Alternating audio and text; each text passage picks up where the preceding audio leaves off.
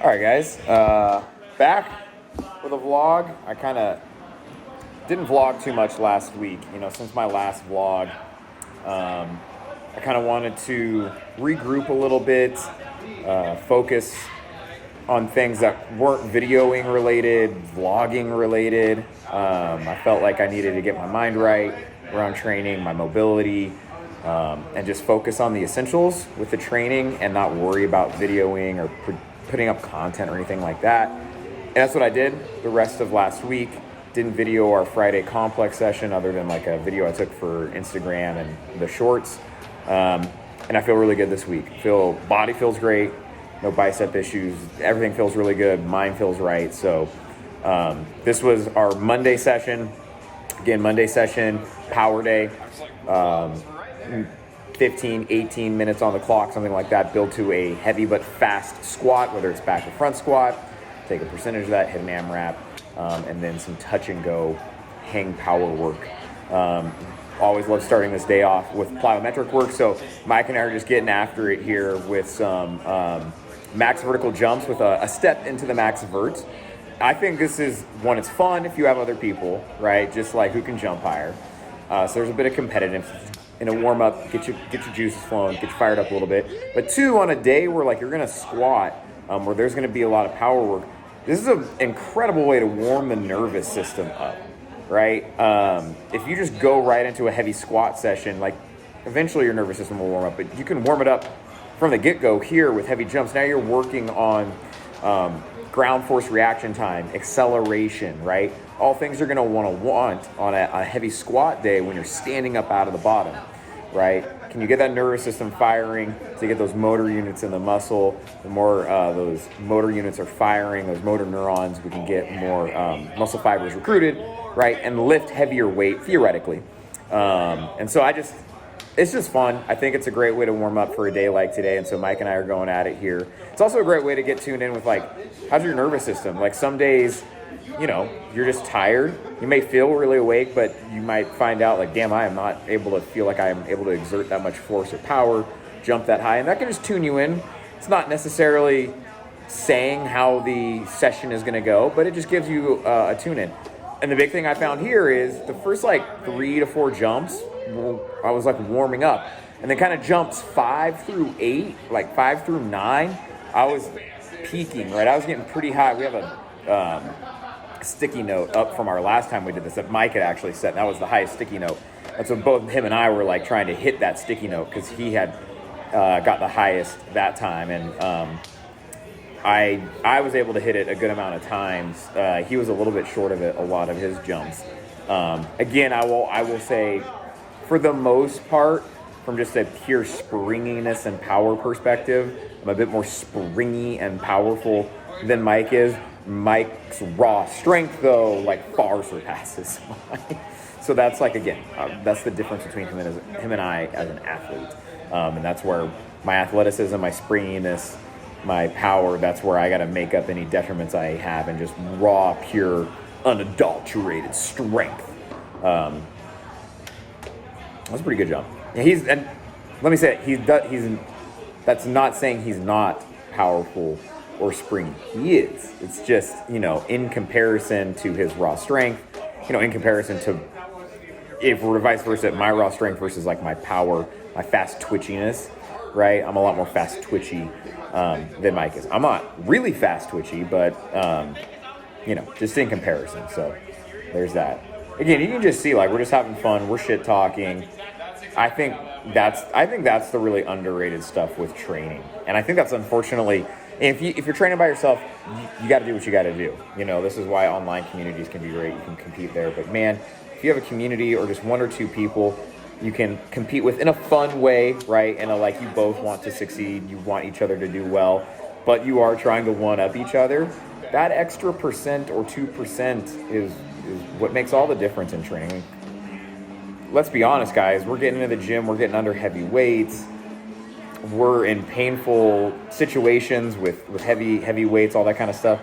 Having a brother there with you, having a sister there with you, somebody to go to war with is always a nice thing. So we did about 10 reps of that, and then we got into our squats. And so we're we did back squat, front squat. Now we're back to back squat. We increased the time on the clock. So I like having the constraint of a clock. So you're not just sitting there. It's like, hey, we got to keep moving.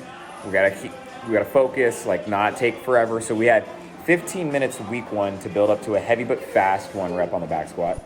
Second time around, we have 18 minutes now. So we've added 3 minutes. So theoretically, you have a little bit more time to maybe do 1 extra set, which we did.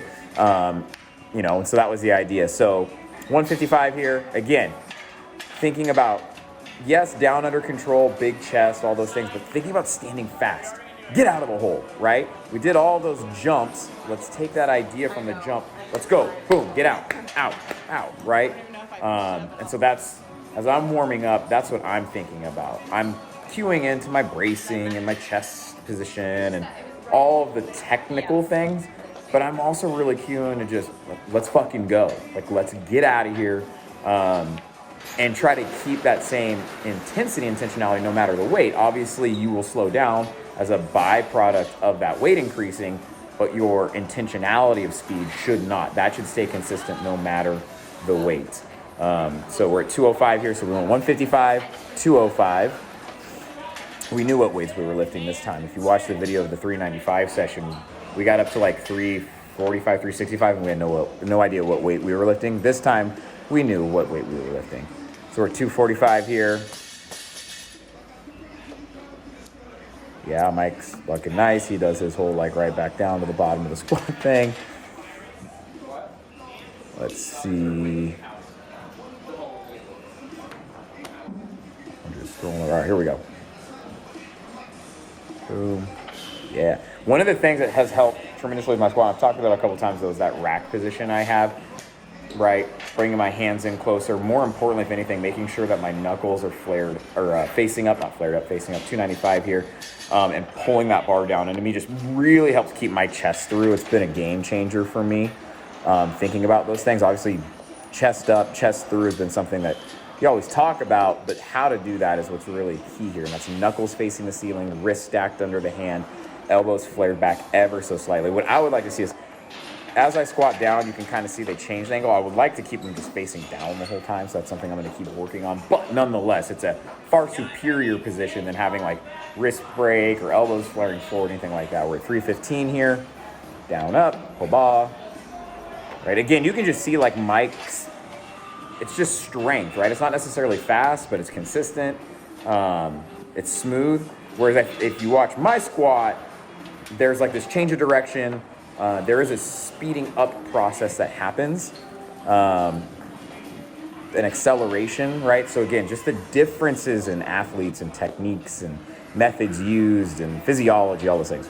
And right? Just trying to be a little bit faster, a little bit more speedy out of the hole there. 345? Yeah, 345. Yeah, 345 here. Here we go. This is where we both, me and him, started belting up at 345. I think we still have like 10 minutes on the clock. So by the time we get here, there's only going to be about, 4 sets left at the most. I had to start walking it out a bit farther because I'm like, all right, if I do fail, I don't want it to fall on those plates back there. Big breath. Down, up. Again, look, the speed, right? Trying to keep the speed consistent no matter how heavy it gets. Okay? Trying to. Did I cut Mike out? Ooh, I might have cut Mike out. Well, anyways, we hit 365 here.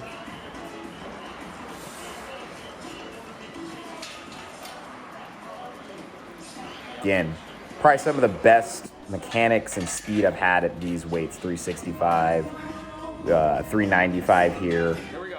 So it's not only that, we're getting up to maximal loads for ourselves, but it's also like, how do those sub-maximal loads look and feel, right? So 395 here, this is what we finished at last week. Okay, starting to get heavy, but again, it's still smooth. There's no grindiness whatsoever. It's just slowing down, right? The whole goal of this session is not to have grindy reps where it's like, you're fighting through a position. Even if it's slow, but it's smooth and consistent, that's fine, right? We just don't want the grindy reps where it's like, it takes like 5 seconds to stand up. We don't want that. We want speed. Here we go, 395. I will say that looked better than the last session's 395. That was nice, consistent speed. So then Mike was like, do we go 420 or do we go 405? And I'm like, hey man, let's play the long game. Let's go just 10 pounds heavier than the last session. Let's get a solid 405 on the belt. Because I was being honest.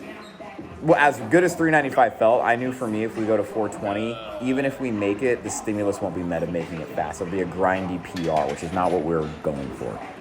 Stick to the program. Stick to the program. And I'm writing the program, so it'll be hard to stick to the program. But it was like, no, let's go 10 pounds heavier. For both him and I, this is the heaviest we've squatted. This is the heaviest I've squatted since 2019. That's only the third time he's ever hit 405. I've hit 405 a handful of times. Maybe like it's probably like my fifth time. But it's the first time since like 2019-ish time. Again, and like that still looked pretty good. Starting to get a little bit like hips started to rise a little bit, but okay, that's good. You finish on a strong note. Taking 80% AMRAP. 325 was our number here. As many reps as we can do, leaving a couple in the tank. We didn't want to go to complete failure. Mike doing his whole not standing all the way up, but just on the first two. 3, 4. Now again, these don't have to be necessarily fast. It's just accumulate some volume here. 5. We got 6. 7. And 8. He's gonna walk it in again. Not going to complete failure. He probably had 2 to maybe 4. There's Drew. Hello, Drew. 2 to 4 more in the tank, but I don't want complete failure. This is a Monday. We have a rest of a day, a week ahead of us. You go to complete failure on something like that after doing a heavy but fast 1 rep. That can start to get really fatiguing. 2. I knew 8 was the number.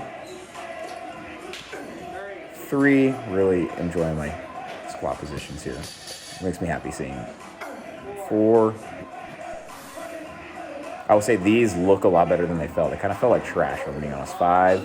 For as good as the heavy ones felt, I was pretty fatigued. And I was like, God, these feel heavy. Is this 5? I just lost count.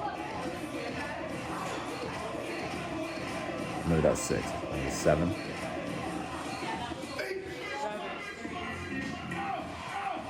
6, 7, 7, 8. I get 8 as well. I just go and kind of tie. Yeah, I think I call it there. Yeah. Again, I could have done 2 to 4 more, but all right, moving on from there. We had 2 reps of a touch and go hang power snatch. Last week it was 3 reps. This week it's 2 reps, so we can get a bit heavier. Again, goal here is on that touch and go is decelerating the barbell, and again, ground like that. Turn around, right? Can we stop the eccentric? Boom, turn back around. And how fast can we be? Power. This is not something you would probably see in a lot of Olympic weightlifting programs. This is more of like an athlete thing you'd see in power programming, athlete, bobsledding, throwing sports, football, right? The touch and go power stuff where it's about power output, repetitive power output. But being an ex-athlete, like college football player, I'm a big fan of this style of training. And I think weightlifters who just do weightlifting could benefit from doing these things, just reinforcing and teaching the body how to produce force and power. Here we go, we're at 165. Bop. Bop. I will say, since that session that went really shitty on snatches, I'm continually reminding myself, I need to pick my feet up and put them back down, not just like shuffle them or just get back under the bar. It's like, no, I pick them up and put them down. And when I have that idea, I'm a lot more powerful and my catch position's a lot better, obviously, but I'm just a lot more powerful. Boom, pick them up and put them down, right? That's a way more powerful position than just like pulling and then the feet go where the feet go, which is kind of what I was doing. I wasn't being very intentional with picking my feet up and putting them back down. It's helped a lot. Now, in the full snatch position, we'll see. It's getting better. Today, I'm about to head in to go do some high hang snatch work. I will outline my feet, continue to work on my catch position. All right, same thing here on the power clean. Hang power clean, we're at 225. I will say the hardest part for me is I don't hold my hook grip and my catch. I let go of it, so then having to re-catch that hook grip is challenging, but it's a fun little challenge.